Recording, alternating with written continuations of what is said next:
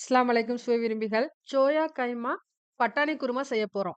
தேங்காய், முந்திரி, கசகசா ஒரு மிக்ஸி ஜார்ல சேர்த்து, கொஞ்சமா தண்ணி சேர்த்து ஃபைன் பேஸ்ட்டா அரைச்சு எடுத்து வச்சுக்கோங்க. ஒரு பாத்திரத்த அடுப்புல வச்சு எண்ணெய் சேர்த்துக்கோங்க.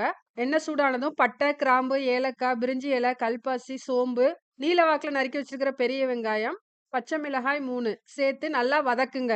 இஞ்சி பூண்டு பேஸ்ட் 2 டேபிள் ஸ்பூன், தக்காளி 2, தேவையான அளவு உப்பு சேர்த்துட்டு, மஞ்சள் தூள், மிளகாய் தூள், மல்லித்தூள், கரம் மசாலா சேர்த்து இதையும் நல்லா வதக்குங்க. சோயா பால்ஸ் சுடுதண்ணில 10 மினிட்ஸ் ஊற வச்சு, நல்லா புழிஞ்சிட்டு ஒரு மிக்ஸி ஜார்ல மாத்தி கொர கொரன்னு அரைச்சு எடுத்து வச்சுக்கோங்க. நம்ம அரைச்சு வச்சிருக்கிற இந்த சோயா கைமாவ தக்காளி, வெங்காயம், மசாலாவோட சேர்த்து நல்லா வதக்குங்க. பிறகு நம்ம அரைச்சு வச்சிருக்கிற தேங்காய், முந்திரி பேஸ்ட்டையும் இதோட சேர்த்து நல்லா கிளறி விடுங்க. இப்ப நம்ம வேக வச்சிருக்க பட்டாணிய இதுல சேர்த்துட்டு, தேவையான அளவு தண்ணி சேர்த்து உப்பளவு பார்த்து அட்ஜஸ்ட் பண்ணிக்கோங்க. இப்ப குருமா நல்லா கொதிக்கட்டும். கொத்தமல்லி இலைகள சேர்த்துட்டு, கடைசியா 1 டேபிள் ஸ்பூன் பட்டர் சேர்த்துக்கோங்க. என்னோட சேனல மறக்காம சப்ஸ்கிரைப் பண்ணுங்க.